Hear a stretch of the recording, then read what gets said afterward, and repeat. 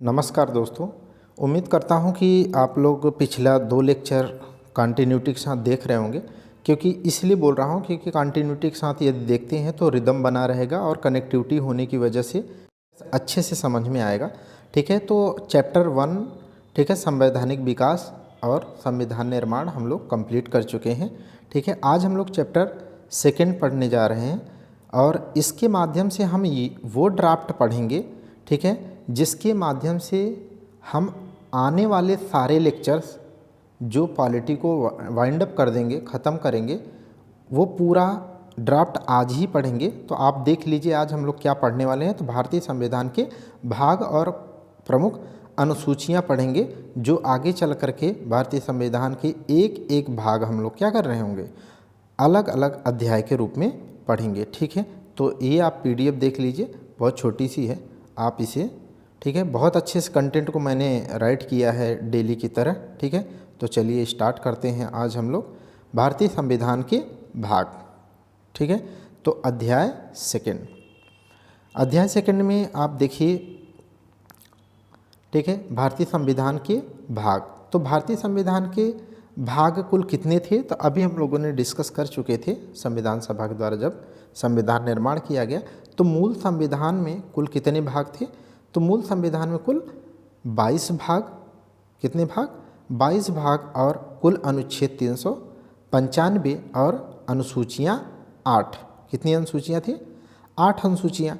ठीक है, जबकि हम वर्तमान में देखें तो वर्तमान संविधान में कुल कितने भाग हो गए हैं, क्या आप जानते हैं? तो टोटल वर्तमान में इस समय कितने भाग हो गए, 25 भाग हो गए हैं।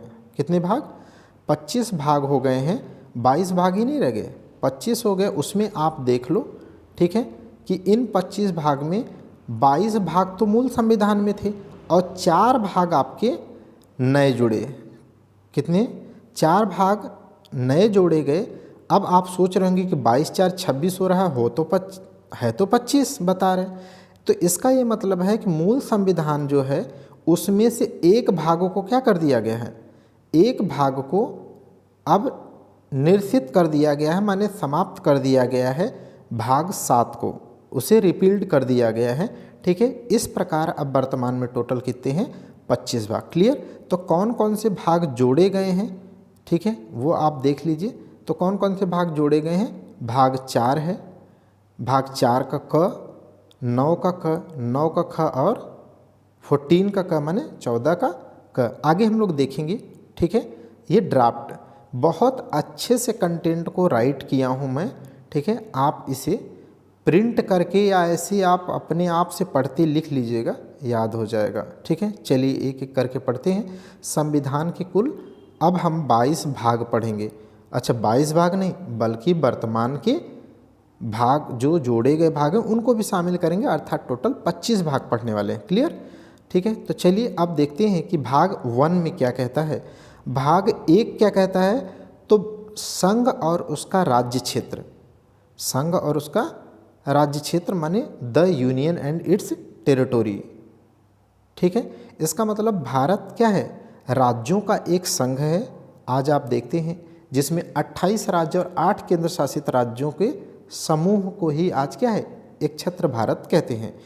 उनसे संबंधित प्रावधान जो अनुच्छेद 1 से लेकर के अनुच्छेद 1 से लेकर के 4 के मध्य दिया गया।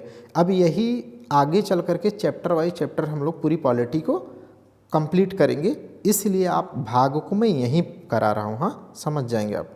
चलिए अगला देखिए, भाग 2 में क्या पढ़ेंगे, नागरिकता, सिटीजनशिप। ठीक है, जैसे हम लोगों ने पढ़ा था भारत में एकल नागरिकता का प्रावधान है, तो अनुच्छेद 5 से लेकर के 11 के मध्य जो है नागरिकता का उल्लेख है, उसी को हम लोग पढ़ेंगे। अगला हम लोग भाग 3 में क्या पढ़ेंगे, तो भाग 3 में मौलिक अधिकार का उल्लेख है, हम लोग ये पढ़ेंगे जो अनुच्छेद 12 से लेकर के 35 में, 12 से 35 तक पढ़ेंगे। ओके, ठीक है। अगला देखिएगा भाग 4 में क्या है, DPSP directive principle of state policy, अर्थात राज्य के नीति निर्देशक तत्व। क्या पढ़ेंगे, राज्य के नीति निर्देशक तत्व, जो अनुच्छेद 36 से लेकर के 51 के मध्य उल्लिखित है। ठीक है, भाग 4 का क अभी आ गया ना, जो नया भाग जोड़ा गया वो कौन सा था, 4 का क जोड़ा गया मौलिक कर्तव्य के रूप में, जो अनुच्छेद 51 के क में जब जोड़ा गया तब कितने मूल कर्तव्य थे टोटल जोड़े गए, एक साथ 10। बट वर्तमान में कौन सा, शिक्षा का अधिकार को शिक्षा की ड्यूटी, ठीक है, माता पिता को बच्चों को शिक्षित करने का, ठीक है, कर्तव्य जोड़ने के साथ वर्तमान में कुल कितना हो गया है, तो 11 हो गए हैं। कितने हो गए, 11। ओके, ठीक है, आगे हम लोग डिटेल करेंगे। तो मौलिक कर्तव्य 4 के क में देख रहे होंगे, और यह 42वें संविधान संशोधन 1976 के द्वारा स्वर्ण सिंह समिति के रिकमेंडेशन पर जोड़ा गया था। ठीक, आगे हम लोग देखें तो भाग 5। भाग 5 में क्या है, भाग 5 संघ के बारे में बताता है। किसके बारे में, संघ माने यूनियन, ठीक है, अर्थात संघ शासन जो है, जिसमें हम लोग देखते हैं राष्ट्रपति है, ठीक है, प्रधानमंत्री है, मंत्रिपरिषद है, ठीक है, उसके माध्यम से देश को गवर्न किया जाता है, संसद है, एवरीथिंग, ठीक है। तो अनुच्छेद 52 से लेकर के 151 तक इसमें उल्लेख मिलेगा। अब यहाँ से आप समझते जाओ तो याद भी हो जाएगा। जब आपने यहाँ पढ़ लिया केंद्र का शासन के लिए, तो उसके बाद किसका शासन आना चाहिए, राज्य का। तो इसीलिए भाग 6 में किसके बारे में दिया गया है, राज्य के बारे में। किसके बारे में, राज्य के बारे में, जो अनुच्छेद 152 से 237 तक उल्लिखित है। जब संघ हो गया, राज्य हो गया, तो यूनियन टेरिटरी, केंद्र शासित प्रदेश भी तो होने चाहिए ना। लेकिन इसके पहले आप देखो भाग 7 हम लोगों ने देखा कि इसे रिपील्ड कर दिया गया, निरसित या हटा दिया गया है, ठीक है। तो बस यहाँ पर ये जानते रहना है कि इसे हटाया गया तो किस संविधान संशोधन के द्वारा हटाया गया है, ठीक है।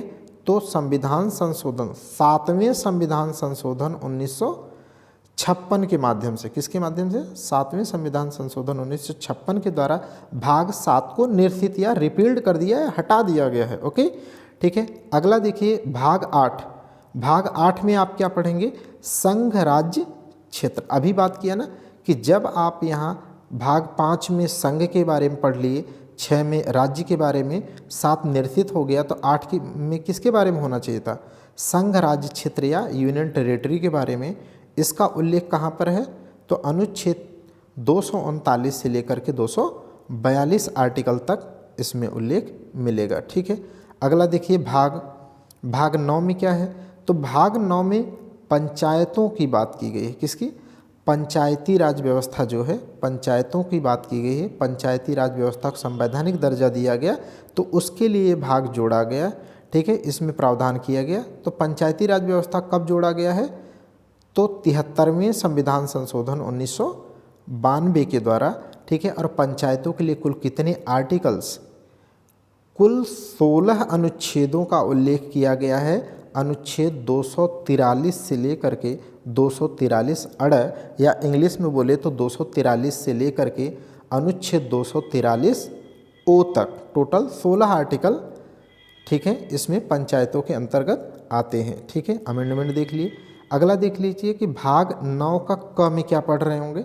भाग 9 के क में है नगर पालिकाएँ, वहाँ है ऊपर नगर पंचायत 9 में, और 9 के कम क्या है, नगर पालिकाएँ। इसके बारे में किस अनुच्छेद में जिक्र किया गया है, कहाँ से कहाँ तक, तो अनुच्छेद 243 के त से अनुच्छेद 243 के य छ तक। अगर इसे इंग्लिश में कहें, ठीक है, तो अनुच्छेद 243 वहाँ ऊपर ओ था ना, तो यहाँ पी से लेकर के 243 जेड जी तक है। ओके, और नगर पालिकाओं को संवैधानिक दर्जा कब दिया गया, तो 74वें संविधान संशोधन 1992 के द्वारा, 74वें संविधान संशोधन 1992 के द्वारा।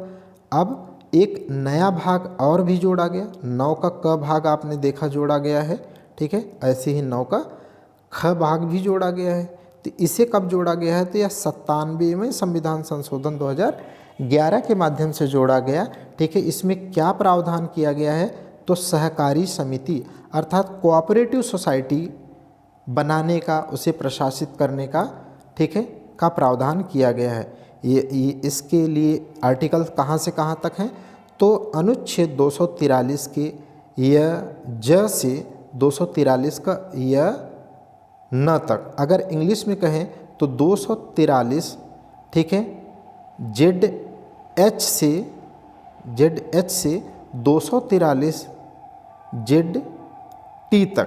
तो आप याद कर सकते हैं इसको, एच और टी तो थोड़ा हट के हैं, एच टी माने हट के, तो सहकारी समितियाँ क्या है, हट के, ठीक है। और आपने पढ़ा पंचायतें किससे हैं, देखिए वोटर देख रहे हैं ना, आप भी अधिकारी ये बनिए, जगेंगे ऐसे ही, मेहनत करेंगे तो, ठीक है। पंचायतों का जिक्र कहाँ है, 243 से 243 ओ तक, ठीक है, 243 ओ तक। और वहाँ उसके बाद पी से लेकर के जेड ची तक नगर पालिका, फिर थोड़ा हट के जेड एच से लेकर के जेड टी तक, ठीक है। तो ये हो गया। अब भाग 10 देख लीजिए, भाग 10 में क्या है। भाग 10 में अनुसूचित जनजाति, यहाँ इसको अनुसूचित क्षेत्र पहले लिख लीजिएगा, अनुसूचित क्षेत्र एवं अनुसूचित जनजाति क्षेत्र के बारे में है। किसके बारे में है, अनुसूचित जाति एवं अनुसूचित जनजाति क्षेत्र के प्रशासन के बारे में है। जो आर्टिकल की बात करें तो अनुच्छेद 244 से 244 के का तक इसमें उल्लेख किया गया है, ठीक है। इसमें अनुसूचित क्षेत्र अर्थात जैसे आपने देखा होगा, ठीक है, अंडमान निकोबार में जो ट्राइबल एरियाज होती हैं, ठीक है, अरुणाचल, नागालैंड जो पूर्वोत्तर वाले हैं, है ना, ऐसे जो, या लक्षद्वीप जहाँ पर ट्राइबल एरिया ज़्यादा होती है, उनके लिए एक विशेष जो है उनके प्रशासन की व्यवस्था अलग से भाग में की गई है, ठीक है। इसीलिए तो विस्तृत संविधान है हमारे देश का, है ना, हर भाग में मतलब हर किसी के लिए बहुत विस्तृत, बहुत विधिवत उल्लेख किया गया है ना, ठीक है। अगला देखिएगा भाग 11 में क्या है। भाग 11 में संघ तथा राज्यों के मध्य संबंध। अब आप इसमें संबंध पर जो है जोर डालिएगा, किसके किसके बीच में, relation between state and union, union and state, ठीक है। इसके लिए कहाँ पर आर्टिकल कौन कौन से आर्टिकल पढ़ेंगे, अनुच्छेद 245 से 263 के मध्य संघ और राज्यों के मध्य संबंध को उल्लिखित किया गया। इसी में आप पढ़ेंगे आगे चल कर के, जब हम लोग डिटेल कर रहे होंगे, इसी में पढ़ेंगे कि जैसे सरकारिया आयोग है, सरकारिया आयोग 1983, ठीक है, पुंछी आयोग 2007, या फिर राजमन्नार आयोग 1969, ये सारी समितियां हैं जो केंद्र और राज्य के मध्य कैसे संबंध होने चाहिए, ठीक है, उसको रिकमेंडेशन देते हैं। आगे हम लोग पढ़ेंगे, ठीक है। अगला देख लीजिए भाग 12 में क्या है। भाग 12 में है वित्त संपत्ति संविदाय व वाद, माने इसमें वित्त संपत्ति से रिलेटेड मैटर है, ठीक है, से संबंधित प्रावधान है। अनुच्छेद 264 से 300 क तक है। इसी के तहत आप देखेंगे कि केंद्र और राज्यों के द्वारा जो टैक्स लगाए जाते हैं ना, वो सारे यूनियन मतलब संघ के द्वारा जो भी टैक्स लगाए जाते हैं वो इसी के अंतर्गत आते हैं, क्योंकि वित्त से संबंधित आती है, ठीक है। और आप अनुच्छेद 300 क तो याद ही होगा, उम्मीद करता हूँ आपको याद होगा। 44वें संविधान संशोधन 1978 के द्वारा संपत्ति के अधिकार को फंडामेंटल राइट के अधिकार से हटा करके क्या है, एक विधिक अधिकार के रूप में अनुच्छेद 300 के क में ही लिखा गया है, प्रावधान किया गया है ना, ठीक है। तो वो हम आगे देखेंगे। तो इसमें वित्त संपत्ति संविदाएं इसका उल्लेख किया गया है, ठीक। अगला देख लीजिए भाग 13 में किसका उल्लेख है। भाग 13 में भारत के भीतर बाहर नहीं, भारत के भीतर व्यापार, वाणिज्य और समागम इत्यादि की व्यवस्था इसमें की गई है, जो अनुच्छेद 301 से अनुच्छेद 307 में उल्लिखित है, ठीक है। भाग 13 में हम अनुच्छेद 1 से अनुच्छेद 301 से अनुच्छेद 307 के बीच पढ़ रहे होंगे। इसी में आप देखेंगे, ठीक है, कि अनुच्छेद जो 301 है वह भारत के अंदर किसी भी व्यक्ति को व्यापार वाणिज्य करने की स्वतंत्रता देता है, निर्बाध रूप से, माने बिना रोक टोक के, ठीक है। हालांकि कुछ जनजाति क्षेत्रों में इस पे क्या है, रेस्ट्रिक्शन भी है, ओके, ठीक। आगे देखिए भाग 14 या 14 में क्या है, तो संघ तथा राज्यों के अधीन सेवाएं, इसमें फोकस आपको सेवाएं पर करना है, ठीक है। इसी के अंतर्गत जो है अनुच्छेद 308 से 323 के मध्य हम लोग पढ़ते हैं 312 अखिल भारतीय सेवाएं, है ना, अनुच्छेद 315, ठीक है, लोक सेवा आयोग, माने ये सेवाएं इसी के अंतर्गत भाग 14 में हम लोग पढ़ेंगे, ठीक है। भाग 14 का क या भाग 14 का क्या है, 14 का क क्या है, तो ये जब भी क लिखा है इसका मतलब क्या है, ये बाद में जोड़ा गया होगा। तो ये किस अमेंडमेंट के द्वारा जोड़ा गया है, तो आप देखिए 42वें संविधान संशोधन 1976 के द्वारा 14 का क जोड़ा गया है भाग, नवीन भाग। इसमें अनुच्छेद 323 क से अनुच्छेद 323 ख तक जो है हम पढ़ेंगे। और ये किसका प्रावधान करता है, तो अधिकरण या ट्रिब्यूनल्स का, किसका, अधिकरण या ट्रिब्यूनल्स का। अधिकरण या ट्रिब्यूनल्स क्या होता है, सामान्यतः आप जान लीजिए कि एक वैकल्पिक न्यायालय मान के चलिए, जैसे न्याय व्यवस्था जहाँ पर न्याय का काम किया जाए, ठीक है, वाद को निपटारा किया जाए।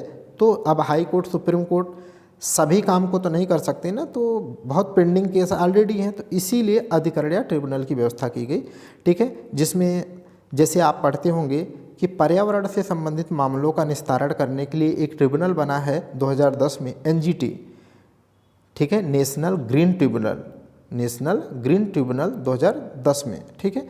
तो इसी प्रकार प्रावधान किया गया है 42वें संविधान संशोधन 1946 के द्वारा। इसमें हम लोग ये पढ़ेंगे। अगला देखिए भाग 15 में क्या है, भाग 15 अर्थात जब 15 साल के होते हैं आप, तब आपका सिलेक्शन माता पिता या परिवार वालों के हिसाब से अपने दृष्टि में करने लगते हैं कभी नहीं क्या बनाना है, ठीक है। तो कहने का मतलब ये है कि भाग 15 में क्या है, निर्वाचन है, ठीक है। किस आर्टिकल से है, तो आर्टिकल 324 से लेकर के आर्टिकल 324 से आर्टिकल 329 के क तक है।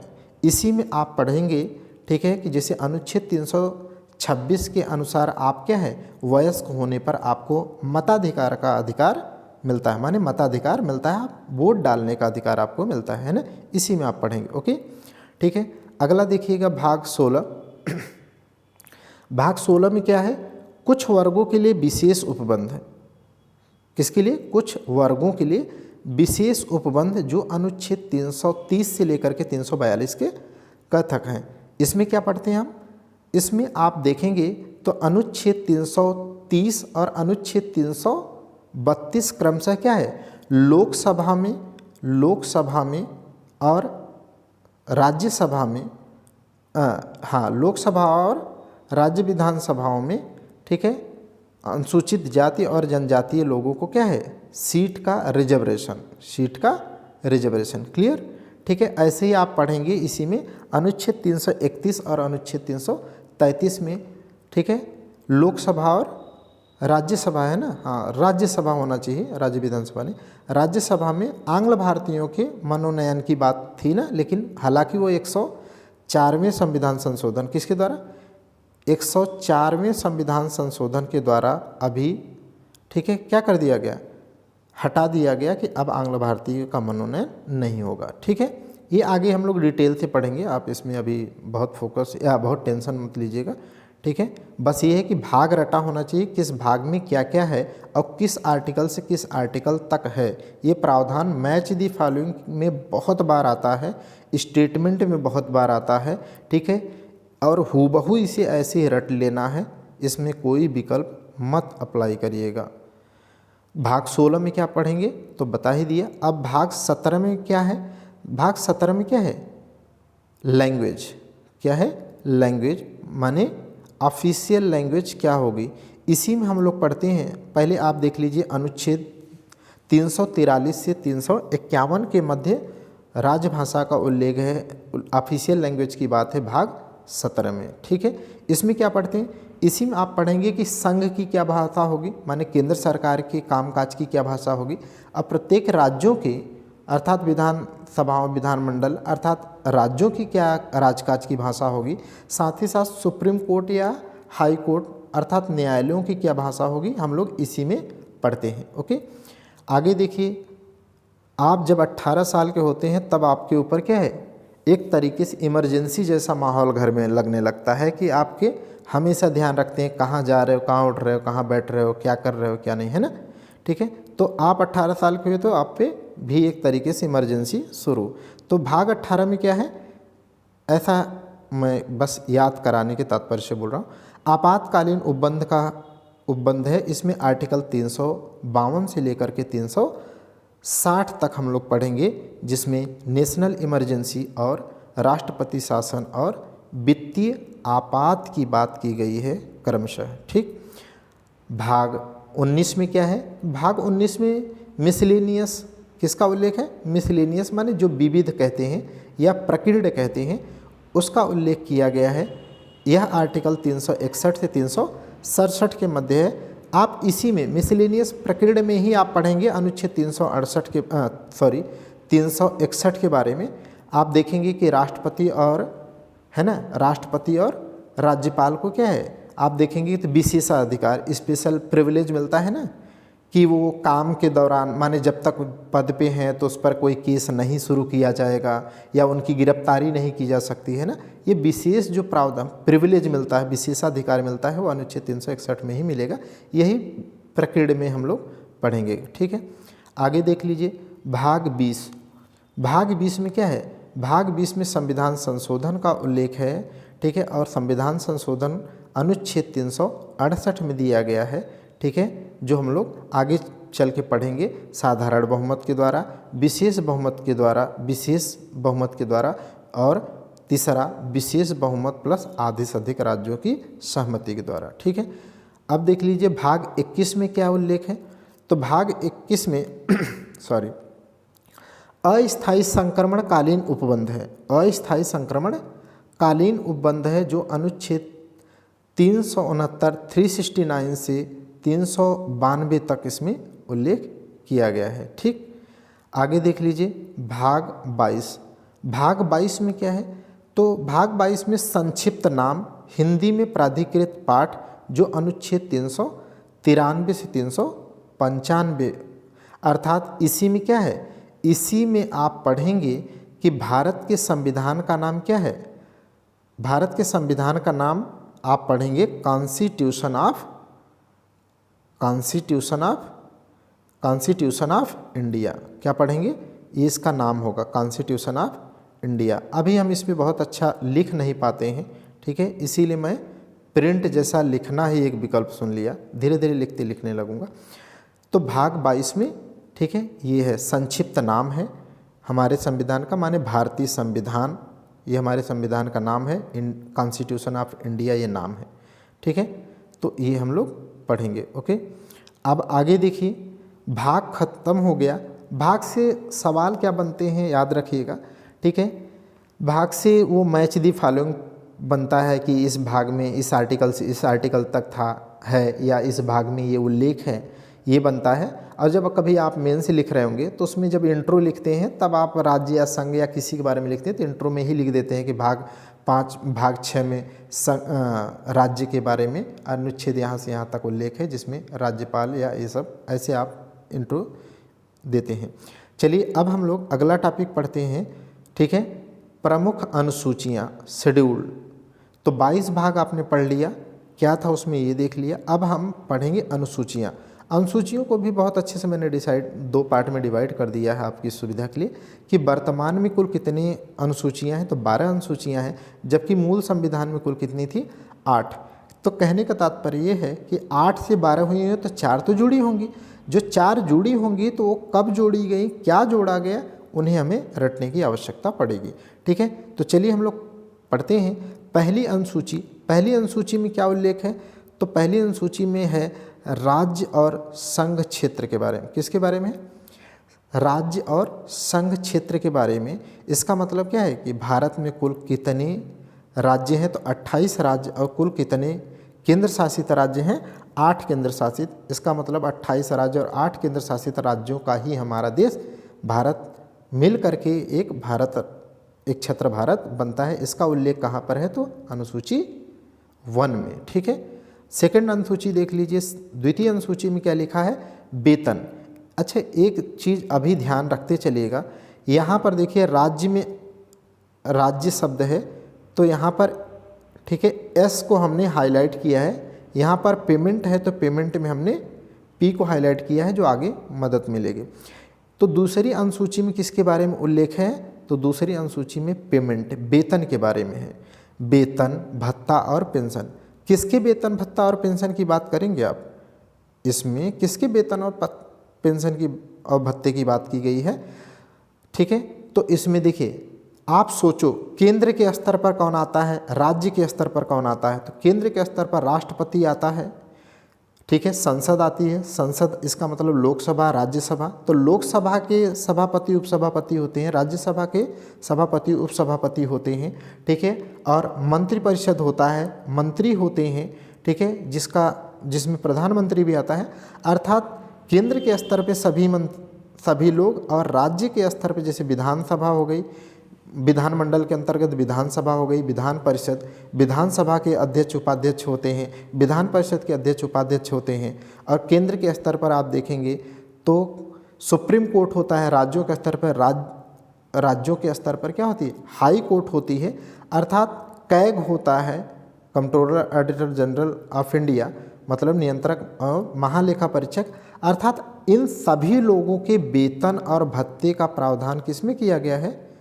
ठीक है, कि क्या इनका वेतन होगा, क्या भत्ता होगा, क्या पेंशन होगा, और कौन इनसे संबंधित विधि का निर्माण करेगा, वो सारी बातें लिखी हैं किसमें? अनुसूची सेकंड में। ठीक, तो दूसरे में क्या है? पेमेंट।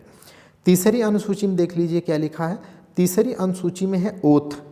ओथ माने शपथ, ठीक है। कुछ लोग बोलते हैं कि शपथ में 3 वर्ड हैं, ठीक है, तो इसीलिए तीसरी अनुसूची में है याद करने के लिए, तो आप भी ऐसा कर सकते हैं।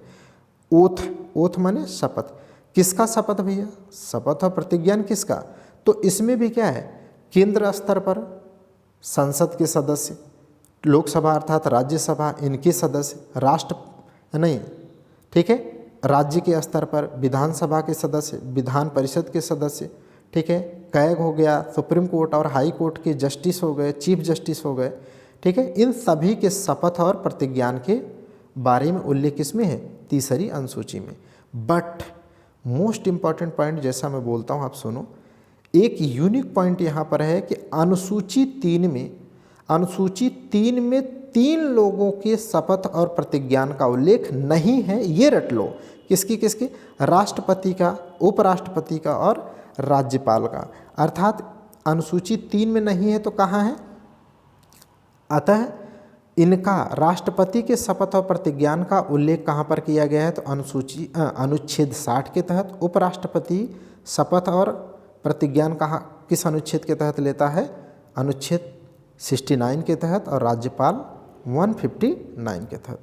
तो याद हो गया, तीसरी में सभी के शपथ प्रतिज्ञान का है, लेकिन तीसरी अनुसूची में 3 लोगों का शपथ प्रतिज्ञान का उल्लेख उनसे संबंधित अनुच्छेदों में क्रमशः 60, 69, 159 में है। ओके, ठीक है, तो याद हो जाना चाहिए, रट लीजिए भाई, ठीक है, बोर तो नहीं हो रहे हैं, बिल्कुल एक्साइटेड रहे, और जब निकाल लिए कदम तो मंजिल तक पहुंचा के ही रोकिए। तो चौथी अनुसूची की बात कर ले। चौथी अनुसूची में क्या है? राज्यसभा में सीटों का आवंटन, ठीक है। देखो इसको इंग्लिश में देखेंगे तो एलोकेशन ऑफ सीट इन राज्यसभा, ठीक है। बस इसका एक ऑर्डिनरी मैं शब्द यूज किया हूँ, रिजर्वेशन, क्योंकि इसे हमें यहाँ से आर की ज़रूरत पड़ेगी। अभी आप फोकस रहो, क्या इसमें है? तो राज्यसभा में सीटों का आवंटन, इसका मतलब ये है कि जो 28 राज्य हैं, ठीक है, जहाँ पर विधानसभा है, जहाँ पर विधानसभा है, क्योंकि विधानसभा के ही द्वारा निर्वाचित होते हैं राज्यसभा में लोग, ठीक है, तो उनका ही राज्यसभा राज्यों का ही तो प्रतिनिधित्व करती है। इसीलिए जहाँ जहाँ पर विधानसभा है, अर्थात 28 जो राज्य हैं उनमें क्या है? विधानसभा है। तो उन 28 राज्यों की विधानसभाओं से लोग राज्यसभा में जाते हैं, ठीक है। तो किस राज्य को कितनी राज्यसभा सीटें मिलेंगी, यह, ठीक है, अनुसूची 4 में ही उल्लिखित है। जैसे आप देखेंगे तो सर्वाधिक राज्यसभा सीटें किस राज्य को उपलब्ध हैं? तो 31 सीटों के साथ सबसे ज़्यादा सर्वाधिक सीट वाला राज्य कौन है राज्यसभा में? उत्तर प्रदेश, ठीक है। तो तो अर्थात किस राज्य की राज्यसभा में सीटें कितनी होंगी, यह बात अनुसूची 4 में है। ठीक है। अच्छा, 3 यूनियन टेरिटरी भी हैं जहाँ के लोगों का प्रतिनिधित्व राज्यसभा में जाता है। कौन कौन से हैं ऐसे? दिल्ली, पांडिचेरी और कश्मीर। अच्छा, 8 यूनियन टेरिटरी हैं, 8 केंद्र शासित प्रदेश हैं, तो 3 ही क्यों? 3 ही के प्रतिनिधित्व करता राज्यसभा में क्यों जाते हैं? इसलिए जाते हैं क्योंकि दिल्ली, पांडिचेरी और जम्मू कश्मीर 3 ऐसे मात्र यूनियन टेरिटरी हैं जहाँ पर यूनियन टेरिटरी केंद्र शासित प्रदेश होने के बावजूद यहाँ पर क्या है? राज्य विधानसभा है। समझ गए ना? ठीक है। इसलिए ओके, आगे देखिए 5वीं अनुसूची में क्या है? तो 5वीं अनुसूची में अनुसूचित क्षेत्रों तथा अनुसूचित जातियों, अर्थात अनुसूचित जातियों और अनुसूचित क्षेत्रों के प्रशासन एवं नियंत्रण के बारे में, माने ट्राइबल एरिया का जिक्र किया गया है। किसका प्रावधान है? ट्राइबल एरिया का क्या प्रशासन होगा, क्या नियंत्रण कैसे होगा, इससे सारी डिटेल कहाँ पर लिखी गई है? तो 5वीं अनुसूची। अच्छा, इसीलिए ऐसा अलग प्रावधान इसलिए किया गया है क्योंकि भारत क्या है? विविधता से भरा, दुनिया का सबसे अधिक डाइवर्स अगर कंट्री कोई है तो भारत है। क्योंकि भारत में इतने ट्राइबल एरियाज हैं, इतने ट्राइबल लोग हैं, उनकी अपनी भाषा, संस्कृत है, उनकी कल्चर है, खान पान, रहन सहन है, लाइफ स्टैंडर्ड, लिविंग स्टैंडर्ड है ना, तो उसको संरक्षित रखा जा सके समय के साथ साथ, इसीलिए ऐसा अलग से प्रावधान किया गया है। तो 5वीं अनुसूची में है उनके प्रशासन और नियंत्रण के बारे में। बट अनुसूची 6 आप देख लीजिएगा, यह भी मोस्ट इम्पॉर्टेंट है। इसमें 4 ऐसे स्पेशल स्टेट का जिक्र किया गया है, माने ये भी अनुसूचित क्षेत्र और अनुसूचित जनजाति क्षेत्र हैं, किंतु इसमें 4 ही ऐसे स्पेशल स्टेट को रखा गया है जिसके प्रशासन का जिक्र किया जाता है, अलग प्रावधान किया गया है। उसमें कौन कौन है? तो असम, मेघालय, मिजोरम और त्रिपुरा। ठीक है। तो सामान्यतः अनुसूचित जाति और अनुसूचित जनजातीय क्षेत्रों का प्रशासन और नियंत्रण किसमें है? 5वीं अनुसूची में। जबकि जो स्पेशल जनजातीय क्षेत्र हैं, 4 राज्य असम, मेघालय, मिजोरम, त्रिपुरा, उनका उल्लेख कहाँ पर है? 6ठी अनुसूची में। कैसे इसे याद रख लेंगे? ठीक है, तो आप ऐसा याद कर सकते हैं, ठीक है, कि अब हम लोग तो इंजीनियरिंग के स्टूडेंट हैं, तो वहाँ पर अक्सर बहुत कॉमन बात होती थी, जनरली बोलते थे अबे मित्र, माने अबे एक सामान्य शब्द होता था जो बहुत अच्छी बात नहीं है।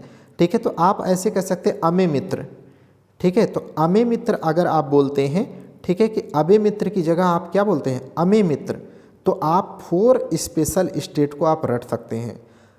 ठीक है, तो कौन हो जाएगा? असम, मेघालय, मिजोरम और त्रिपुरा। बताने का तात्पर्य केवल यही है। ठीक है, उम्मीद करता हूँ आपको अमे मित्र याद हो जाएगा। 4 स्पेशल स्टेट, 6ठी अनुसूची। 7वीं अनुसूची की बात कर लें। ठीक है, 7वीं अनुसूची में किसका उल्लेख है? तो शक्तियों का विभाजन। किसका? Power distribution between union and state. शक्तियों का विभाजन केंद्र और राज्य के मध्य। ठीक है, तो शक्तियों का विभाजन कैसे किया जाता है? ऐसा किया गया है कि ऐसा है, संघ सूची के जो विषय हैं उस पे केंद्र सरकार विधि बनाए और प्रशासन करे, देश को चलाए। राज्य सूची के विषयों पर राज्य सरकारें अपना विधि बनाए और उसका प्रशासन करे। समवर्ती सूची में उल्लिखित विषयों पर केंद्र सरकार और राज्य सरकार दोनों ही सक्षम होते हैं विधि बनाने और उसे संचालित करने का। हालांकि अगर राज्य सरकारों के द्वारा बनाई गई विधि, ठीक है, और केंद्र सरकार द्वारा बनाई गई विधि समवर्ती सूची में अगर टकराव उत्पन्न होता है तो केंद्र सरकार के द्वारा बनाई गई समवर्ती सूची पर विषय को संबंधी विधि को मान्यता मिलेगी। इसी से पता चलता है कि हमारे यहाँ केंद्र क्या है? केंद्र अपेक्षाकृत राज्यों से हल्का ज़्यादा मजबूत है, या केंद्र की ओर ओरिएंटेशन देखने को मिलता है। अब हम इसे, ठीक है, आगे देखें 8वीं अनुसूची। ठीक है, 8वीं अनुसूची की बात कर लें तो इसमें क्या प्रावधान किया गया है? तो लैंग्वेज का। किसकी बात की गई है? लैंग्वेज की। 8वीं अनुसूची में भाषा की बात की गई है। अब इसे आप रट लो एक एक करके। ठीक है, कि भाषा में मूल संविधान में कुल कितनी भाषाएं थी? तो मूल संविधान में कुल 14 भाषाएं थी, जबकि वर्तमान में भाषाओं की संख्या कितनी हो गई है, 22 हो गई है। अगर 22 हो गई तो 14 से 22 हुई, इसका मतलब कुछ जोड़े गए होंगे। अब भारतीय संविधान में कुछ भी जोड़ना है, कुछ भी हटाना है तो आपको अमेंडमेंट, संविधान संशोधन करना ही पड़ेगा। तो क्रमशः 3 संविधान संशोधन के माध्यम से 14 से 22 भाषाएं बनी हैं। अब एक एक करके आप पढ़ लो, ठीक है। पहले आप 21वां संविधान संशोधन 1967 पढ़िए, जिसके माध्यम से क्या जोड़ा गया, जिसके माध्यम से सिंधी भाषा जोड़ी गई। तो सबसे पहले अर्थात 15वीं भाषा अगर पूछे कौन सी जोड़ी गई, किस संविधान संशोधन के द्वारा, तो 21वें संविधान संशोधन के 1967 के द्वारा सिंधी भाषा जोड़ी गई। जबकि दूसरा संविधान संशोधन आप ये वाला पढ़िएगा पहले, 71। 21वें संविधान संशोधन के बाद आप 71वां पढ़िए पहले, ठीक है। 71वें संविधान संशोधन 1992 के द्वारा कितनी भाषाएं जोड़ी गई, 3 भाषाएं जोड़ी गई। कितनी भाषाएं जोड़ी गई, 3 भाषाएं जोड़ी गई, ठीक है। ये 3 भाषाएं कौन कौन सी थी, कोंकणी, मणिपुरी और नेपाली, ठीक है। कोंकणी, मणि, नेपाली, कोंकणी, मणि, नेपाली, ठीक है। ये कब जोड़ी गई, तो 92 में 71वें संविधान संशोधन। इसीलिए इसको मैंने कहा कि अब आप ध्यान से देखो, ठीक है। तो 21वें संविधान संशोधन और 71वें संविधान संशोधन, 71 और 21 को जोड़ देंगे तो क्या आ जाएगा, 92। तो तीसरा संविधान संशोधन दोनों को जोड़ने के बाद आपको मिल जाएगा आंसर। इसलिए मैंने कहा कि 92वां संविधान संशोधन बाद पढ़िए। लिखना इसको यहाँ था लेकिन लिख गया तो वहीं रह गया, ठीक है। 92वां संविधान संशोधन 2003, ध्यान से देखो डेट भी याद हो जाएगा। 2003 में 4 भाषाएं जोड़ी गई और 21 से 71 जोड़ा तो 92वां संविधान संशोधन आ गया, ठीक है। कौन कौन सी जोड़ी गई, तो आप देखेंगे बोडो, क्या क्या जोड़ी गई, बोडो, संथाली, डोंगरी, मैथिली, बोडो, संथाली, डोंगरी, मैथिली, ठीक है। तो इसे SDMBB अगर कर ले, ठीक है, तो याद हो सकते हैं चारों, ठीक है। कौन सी, संथाली, डोंगरी, मैथिली और बी से बोडो, ठीक है। तो आप ये कह लो ना कि SDMBB, ठीक है, याद करने के लिए। और कौन जाने आप मेहनत कर रहे हैं, आप ऑफिसर बनेंगे, आपकी बीबी भी SDM मिले आपको, ठीक है। अच्छा सोचना चाहिए। चलिए, तो SDMBB हो गया ना। 92वां संविधान संशोधन 2003 के द्वारा 4 भाषाएं, और इस प्रकार टोटल भाषाओं की संख्या 14 से कितनी हो गई, 22 हो गई, ठीक है। अगला देखिएगा 9वीं अनुसूची। 9वीं अनुसूची में एक छोटा सा देखो ऊपर स्टार लगा है, इसका भी महत्व है क्योंकि 8वीं अनुसूची तक तो मूल संविधान में था ही। 9वीं अनुसूची 10वीं, 11वीं, 12वीं बाद में जोड़ी गई, इसीलिए स्टार लगे हैं उसमें। इसका मतलब ये क्या है, अमेंडमेंट किए गए हैं, ठीक है, जोड़े गए हैं। क्या जोड़ा गया इसमें, ठीक है, इसे आप याद रखेंगे। देखिए, कुछ अधिनियम, इसमें क्या लिखा है, प्रावधान है, कुछ अधिनियम एवं विनियमों माने रेगुलेशन, ठीक है, एक्ट एंड रेगुलेशन को न्यायालय की अधिकारिता से बाहर रखा गया। अधिकारिता का मतलब यह है कि अब ऐसे जो विषय 9वीं अनुसूची में डाल दिए जाएंगे संसद के द्वारा, ऐसे विषयों को अब सुप्रीम कोर्ट उस पर सुनवाई नहीं कर सकती, माने उस नियम पर या कानून पर समीक्षा नहीं कर सकती, माने उसकी अधिकारिता से, अधिकार क्षेत्र से बाहर कर दिया गया था, ऐसा 9वीं अनुसूची में कहा गया, ठीक है। हालांकि अब इसमें परिवर्तन ये आ गया है, ध्यान से देखेंगे कि 2007 में एक केस आया, कौन सा, IR कोएल्हो, ठीक है, बनाम तमिलनाडु। ये एक बार सवाल आ चुका है, इसीलिए इसको मैंने एटीटीज लिखा। आप जितने अच्छे पेपर को पिकअप करेंगे और प्रैक्टिस सेट लगाएंगे, आपको लगेगा कि हाँ बहुत अच्छे कंटेंट हमको मिल गया है, ठीक है। तो इस केस के द्वारा 2007 में सुप्रीम कोर्ट ने ये निर्णय दिया, ठीक है, कि ये निर्णय दिया कि संसद किसी विधि को या विनिमय को क्या कर सकता है, 9वीं अनुसूची में डाल तो सकता है, लेकिन अगर वह किसी भी व्यक्ति के फंडामेंटल राइट मूल अधिकारों का या अनुच्छेद 14 या अनुच्छेद 19 का उल्लंघन करता है, ठीक है, या अतिक्रमण करता है तो उसकी समीक्षा की जा सकती है, भले ही क्यों ना 9वीं अनुसूची में डाला गया है। ठीक है, ये परिवर्तन है, ये याद रखना। ठीक है, किस केस के द्वारा क्या कहा गया ये ध्यान रखना। हाँ, और हमने यहाँ पर एक चीज़ लिखा है, देखो इंग्लिश में, इसी चीज़ को can not be challenged in court, माने किसी भी ऐसे विधि को जो 9वीं अनुसूची में डाल दिया जाएगा संसद को, तब ये था कि उसे किसी भी कोर्ट में चैलेंज नहीं किया जा सकता है। हालांकि अब, ठीक है, ऐसे ग्राउंड हैं, फंडामेंटल राइट, समानता या वाक एवं अभिव्यक्ति की स्वतंत्रता, ऐसे आधार हैं जिनके आधार पर सुप्रीम कोर्ट उसकी समीक्षा कर सकती है। ठीक है, इसे इंग्लिश में लिखने का हमें मतलब इतना चाहिए था, यहाँ से हमें सी चाहिए था। ठीक है, अभी हम आपको बताते हैं। ठीक, आगे चलिए, एक यूनिक पॉइंट यहाँ पर है, देख लीजिए। यूनिक पॉइंट है माने इम्पॉर्टेंट है, यह अनुसूची प्रथम संविधान, देखो जब ये स्टार लगा है तो निश्चित तौर पे अमेंडमेंट हुआ होगा, है ना, जोड़ा गया। तो यह कब जोड़ा गया? प्रथम संविधान संशोधन अधिनियम 1951 के द्वारा, माने भारतीय संविधान में अगर पहला कोई संविधान संशोधन हुआ तो कब हुआ, डेट कब की है? 1951 में हुई। और क्या जोड़ा गया? तो 9वीं अनुसूची जोड़ी गई, 9वीं अनुसूची जोड़ी गई। अनुसूची में क्या था? हमने देखा कि सुप्रीम कोर्ट के अधिकार क्षेत्र को कम किया गया था। ठीक है, 10वीं अनुसूची की बात कर ले। 10वीं अनुसूची में क्या है? तो दल बदल का कानून है।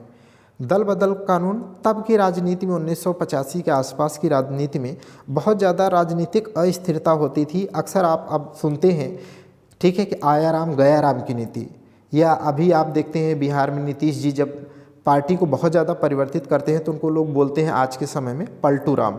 ठीक है, तो देखिए मतलब ये मैं व्यक्तिगत नहीं कह रहा हूँ। ठीक है, तो इस तरीके की राजनीति बहुत अस्थिरता थी, लोग बहुत ज़्यादा पार्टियाँ बदल लेते थे, लालच बस उसमें चले जाते थे। ठीक है, तो इस तरीके से सरकारें अनस्टेबल थी, जो देश के लिए अच्छी बात नहीं थी। तो इसीलिए संसद को ये ज़रूरत महसूस हुई। तो 1985 में, कब? 1985 में 52वें संविधान संशोधन 1985 के द्वारा दल बदल का कानून लाया गया और 10वीं अनुसूची जोड़ी गई। ठीक है, उसमें ये प्रावधान किया गया कि अगर आप दल बदल करते हैं, ठीक है, तो आपकी सदस्यता समाप्त कर दी जाएगी। हालांकि अगर कोई भी पार्टी के 2/3 सदस्य अगर एक साथ अगर किसी में चले जाएं तो उन पे दल बदल का कानून नहीं लागू होता है। जैसे एक करंट की बात मैं आपको बताता हूं, जैसे आप देखे होंगे महाराष्ट्र में क्या हुआ, एकनाथ शिंदे, ठीक है, एकनाथ शिंदे लगभग 2/3 से अधिक सदस्यों को ले जाकर के क्या है, शिवसेना पूरी पार्टी को ही अपने तरफ कर लिया, है ना। तो उन पे कोई भी दल बदल का कानून इम्प्लीमेंट नहीं हुआ था। याद होगा आपको, ये केस सुप्रीम कोर्ट में भी गया था।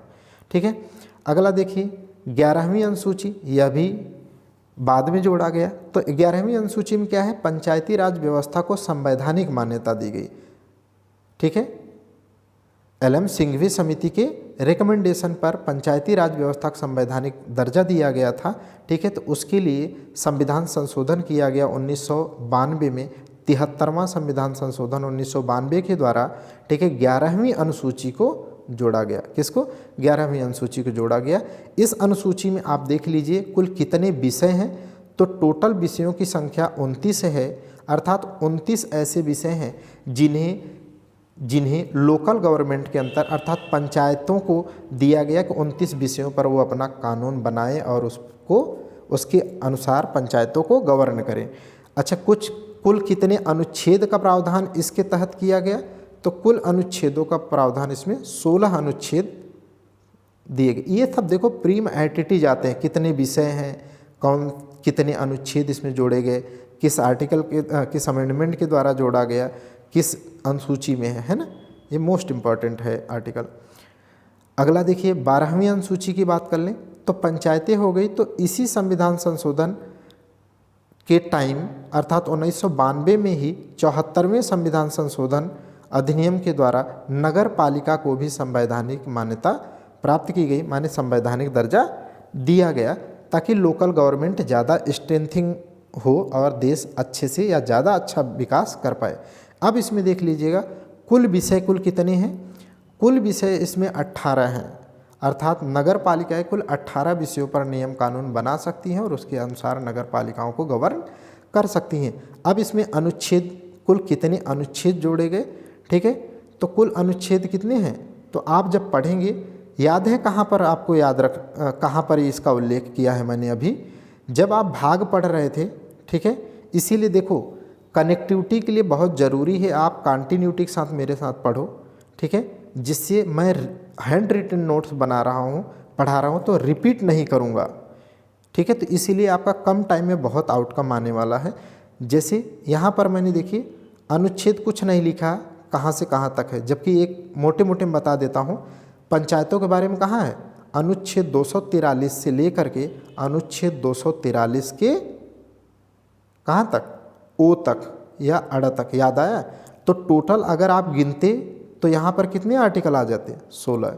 ऐसे ही नगर पालिका की बात करें तो कितना था, 243 से लेकर के 243, ओ के बाद क्या आएगा, पी से जेड जी तक, पी से जेड जी तक, इसे जोड़ेंगे तो कितना आएगा, टोटल 18 आर्टिकल आ जाएंगे, ठीक है।